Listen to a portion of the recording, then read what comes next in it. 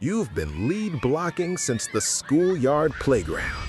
Third grade recessed, running fullback dive like your 2000 Mike Alstott just to impress Kim. You motion out of the backfield, chip the end, and catch a touchdown. Then you spike the ball right into your best friend's front teeth during the end zone celebration. That friendship ended on the spot. Pop Warner came next. They gave you a helmet too small and a playbook with 3 running plays. It didn't matter, because the first time you exploded through the line, you felt like the main character, the kid everyone watched.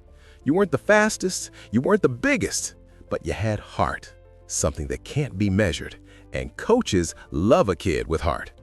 Summers back home weren't glamorous. You hauled mulch, dug in the garden, learned work ethic before you even knew the word.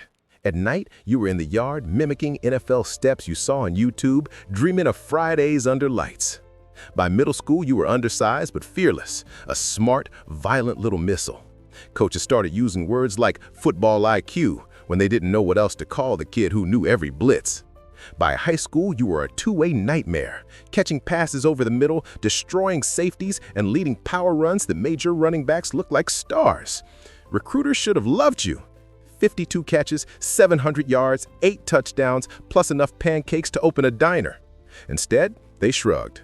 Tweener, too small for tight end, too slow for receiver, too smart for their own templates. So you picked the only school that believed. Harvard, not exactly NFL pipeline, but you turned it into one. You became the most productive tight end in Harvard history. 125 catches, 1,576 yards, 22 TDs. You weren't glamorous, but you were indispensable. Blocking like a lineman, catching like a receiver, studying like an OC. Still, NFL scouts saw a project, a maybe special teams guy, someone who could bring versatility. Translation, we don't know where to put you. Draft weekend hits, you've got 4 years of Ivy League dominance and 0 hype. Round 1, quarterbacks and wideouts. Round 2, edge rushers and 4.4 freaks. Round 3, still no call. Then round 4, pick 130. They call your name. First fullback off the board, Harvard H-back turned relic. Your agent spins it, they'll use you everywhere. Hybrid weapon, fullbacks are coming back. But reality, they drafted you to smash 260-pound linebackers for minimum wage and hope you survive. Also, only 8 NFL teams even carry a fullback. You're trying to break into a club that's actively burning down the building. Camp feels prehistoric. Half the defense doesn't even recognize an I formation. Coaches run you through 1980s drills like a history lesson nobody asked for. You hold your own, bleed blacks are surgical. You save quarterbacks with blitz pickups that don't show on ESPN. But nobody cares. Perfect equals invisible. There's no stat for quarterback didn't die because you found the mic. No metric for running back just scored untouched because you deleted a linebacker. Week 1, you throw a textbook lead block that springs a 70-yard running touchdown. Your running back does 3 backflips in the end zone, gets carried off the field like a hero while you're face down in the turf with cleat marks on your back. The broadcast replays his run 14 times and mentions your block exactly never.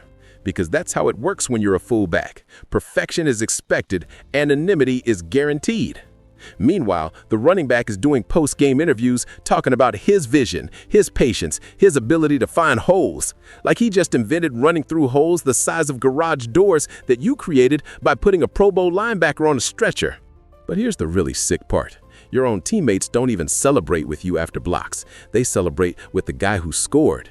Because touchdown celebrations don't include the human missile who made them possible. You finish your rookie year with maybe 6 carries, 12 catches, and about 400 blocks that resulted in someone else getting praise for vision, patience, or heart.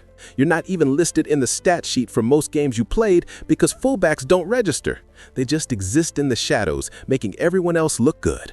You make the roster not because they want a fullback, but because you're too damn good to cut. Then it hits you. You're not just playing fullback. You're trying to keep it alive. The resurrection starts slow.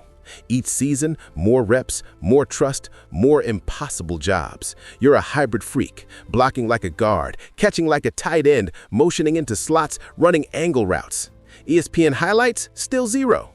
Announcers say, great vision by the running back. Yeah, the vision to follow the crater that you just created by putting a Pro Bowl linebacker on a stretcher. But here's the really sick part. Your running back just signed a 4-year, $60 million extension because he rushed for 1,400 yards and made the Pro Bowl.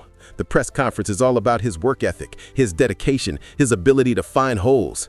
He'd be selling insurance right now if you weren't turning linebackers into speed bumps every Sunday.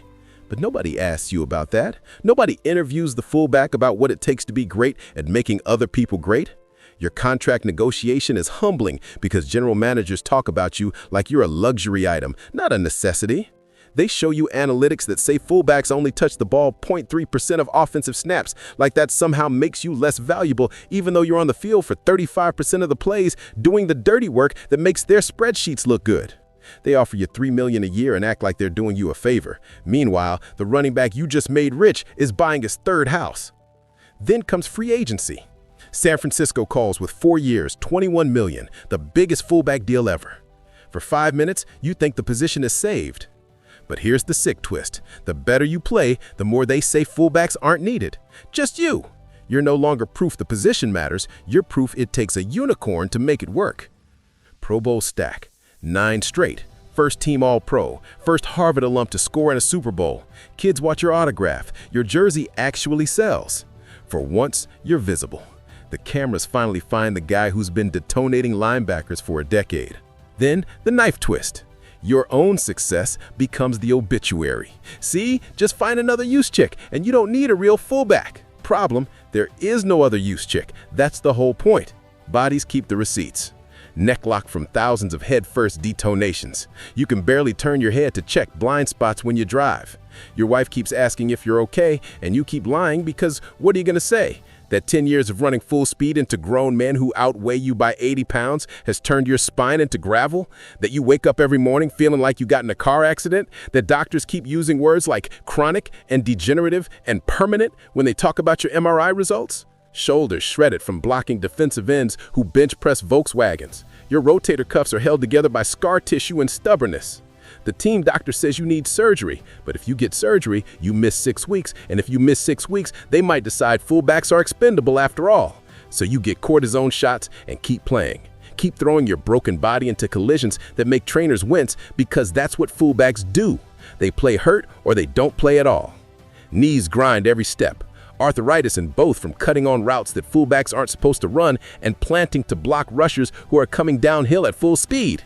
Your left knee swells up after every game to the size of a grapefruit. You ice it for 3 days straight just to be able to practice by Wednesday. Hands warped from grabbing at impossible angles, catching passes in traffic when linebackers are trying to separate your soul from your body. You've broken 4 fingers and played through all of them because there's no injured reserve for fullbacks. There's only starting or getting cut. Every time a team cuts their fullback, it feels personal. Every spread offense trend is a funeral you're attending in real time, watching coordinators fall in love with empty backfields and 5-wide sets like the forward pass just got invented.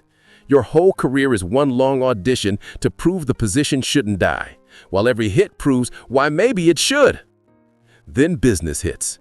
Cap squeeze. You, 9-time Pro Bowler, positions face, get cut.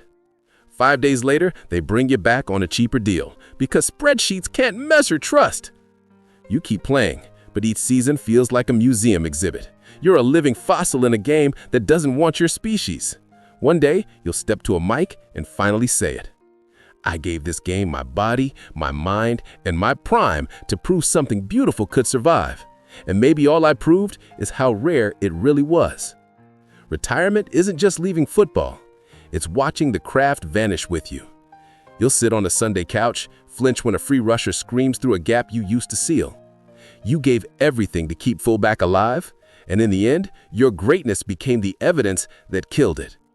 That's why it sucks to be an NFL fullback. You're everything the game used to need, and nothing it thinks it wants anymore.